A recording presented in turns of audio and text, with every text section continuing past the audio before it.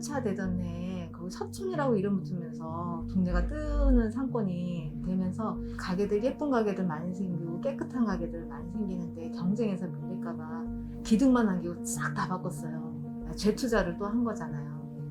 근데 그런 상태인데 건물주가 나가라 그러면 빈손으로 그냥 나가야 된다는 그런 법이 있다는 게 너무 황당하고.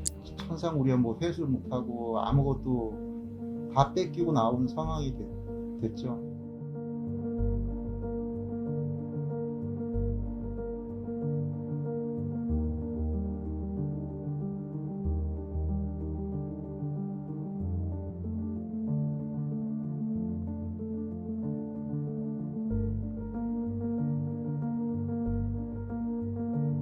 이 건물 하나만 매입해서 갖고 계신 게 아니었어요.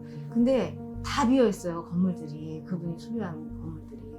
상가를 매입해서 기존에 있던 임차인들 다 내보내잖아요. 그러면 그분들이 갖고 있던 권리금 부분이 건물 가격에 합쳐지는 거예요, 아예.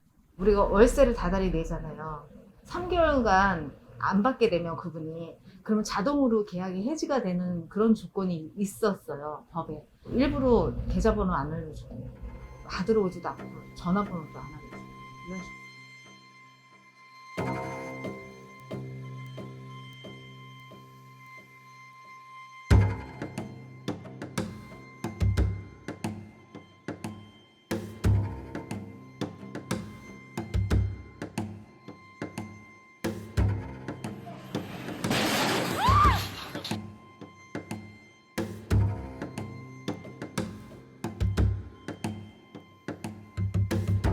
끄집어냈다라는 표현이 맞죠. 뭐 이 작업 다이 같은 싱크대에 손으로 이렇게 잡았는데 끌어당기니까 그 틈에 잡혀있던 손 마디마디가 이제 부분절단이 됐던 거죠. 손가락 4개가 다 끝에가 감각이 없어요.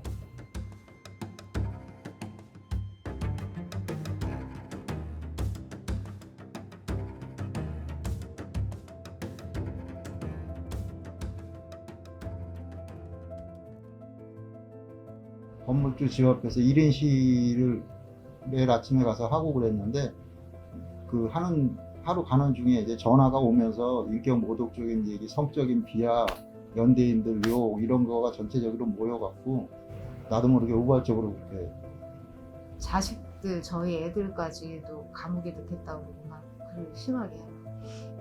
잘 참았었는데 결국에는 못 참은 거죠, 그날. 그래서 그런 사건이 일어나게 된 거예요.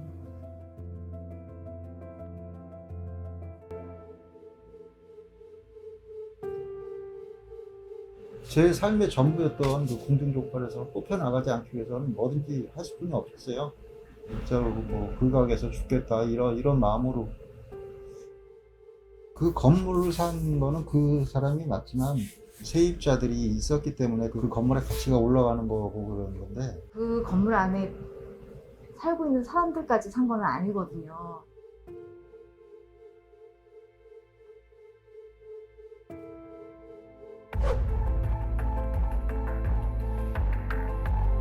한 곳에서 장사를 시작해서 기반을 다지고 돈을 벌기까지는 5년이라는 시간은 너무 짧거든요. 그 건물주를 도와주는 법이 있었기 때문에.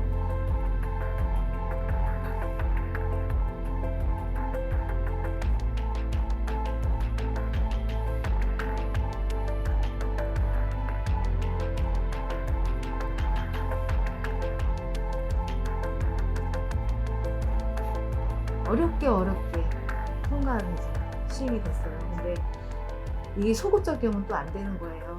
그래서 저희처럼 그 이전에 계약됐던 사람들, 그런 사람들은 그래서 혜택을 못 받아요. 그런 사람들은. 임차 상인들을 보호해주는 대한민국 상가건물 임대차 보호법의 핵심적인 문제는 기간을 명시했다는 거예요. 그럼 기간을 정하지 않고 임대차 계약을 맺는 나라가 있냐? 아니, 당연히 있어요. 가까운 나라 일본만 하더라도 무기한 계약이에요. 일본 드라마들 보면은 100년 가게들, 대를 이어져 내려오는 100년 가게들이 있잖아요. 그런 가게들이 있을 수밖에 없어요. 거기는 무기한 임대차기 때문에 우리나라가 유독 이 소유권에 기초한 사고가 발달을 해서 이런 말씀하시는 분들 계세요. 백년 가게 왜 없냐? 홍익문고를 봐라. 홍익문고가 대를 이을 수 있는 이유는요. 홍익문고가 건물주예요. 건물주라서 그렇게 오래 있을 수 있는 거예요. 대한민국에서는 일단은 오랫동안 한 곳에서 장사할 수 있는 토대 자체가 없다. 지금 우리네 법률이 상식에 부합하지 않은 거죠. 제도 개선이 이루어져야 되는 거죠.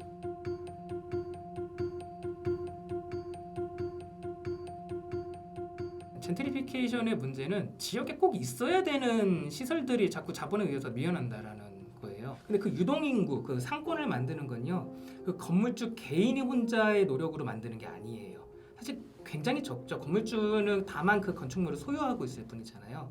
위험을 무릅쓰고 뛰어들었던 청년 창업자들이 있을 것이고요. 기민하게 발견하고 그것에 가서 소비를 한 다른 소비자들이 있을 거고, 침체했던 상권이 부흥하기 시작하니까 이것을 더 독려해야 되겠다라는 생각으로 그것에 지원을 해주는 관의 역할도 있을 거고요. 그리고 그 개발 이익을 누가 가져가냐는 거예요. 그걸 독식을 하는 게 건물주라는 거죠. 제주는 공이 부렸는데 돈은 왕서방이 가져간다. 이런 식의 얘기가 계속 나오고 있는 거니까는요. 일단 프랑스에서는 태거 보상 제도가 운영되고 있어요. 근데 이 태거 보상 제도가 운영될 때 그 보상금에 대한 가격 책정이 굉장히 크게 이루어지기 때문에 그것들이 임차 상인을 내쫓지 못하는 기제로서 일단 작용을 해요. 그리고 정부 입장에서 봤을 때는 뜨는 지역이 획일화된다는 거예요. 예전부터 우리가 가던 어떤 뭐 빵집 또는 뭐 세탁소 이런 것들이 다 사라지고 다 커피숍으로 바뀐다는 거예요. 아니면은 대형 브랜드들이 입점을 한다는 거죠. 그 지역에 실제 살고 있는 분들이 생활 편의 시설을 못 누려요. 동네에 세탁소가 없고요. 정육점이 없어요. 대표적인 게 한옥마을이에요, 지금. 그래서 파리시에서 이거는 막아야 되겠다라는 생각으로 중소상인들을 내쫓지 못하게, 그러니까 업종 전환을 할 수 없도록 강제하는 제도가 일단 시행 중이에요, 지금. 근데 영국은 2010년 초에 어떻게 했냐면요. 이 지역 내에서 보존해야 될 가치가 있는 토지나 건축물을 다 등재하십시오. 다 등재해서 만약에 그곳이 매매로 시장에 나오게 되면은 지역에 있는 사회적 협동조합이 먼저 사갈 수 있게 하겠습니다. 제일 유명한 게 첫 번째 사례인 아이비하우스죠. 사회적 협동조합이 실제로 펍을 매입해가지고서 지역 공동체가 운영을 하는 사례가 큰 힘은 못 돼도 자기가 도울 수 있는 건 돕겠다고 그래서 찾아오신 분들이 많았어요. 가게 안에서 저희가 생활을 했잖아요. 영업은 무단체. 저희 외롭지 않게 기도회도 열어주고 뭐 음악회도 열고 입장료 같은 거 받아가고, 그래서 그걸로 저희 생활비를 모아서 기금이 마련이죠, 일종의. 저희밖에 없는 거 같았었거든요, 그 순간에는 진짜. 근데 거기에 참여했던 사람들이 다 경찰서에서 다 조사 다 받았어요. 60명 넘게. 궁중족발 사태를 기억할 때 보호 기간을 2배로 늘린 사람이 누구냐면은요, 우리 궁중족발 사장님 그리고 같이 연대했던 시민들, 일종의 부채 의식을 우리가 갖고 있어야 된다라고 생각을 해요.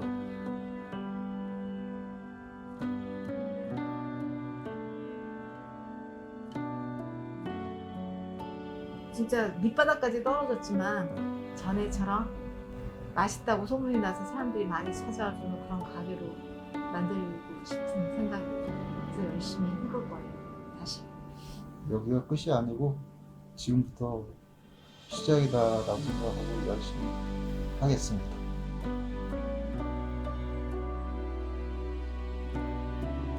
극단적 선택 없는 임차인, 불합리, 불평등이 사라지는 나라를 기대합니다.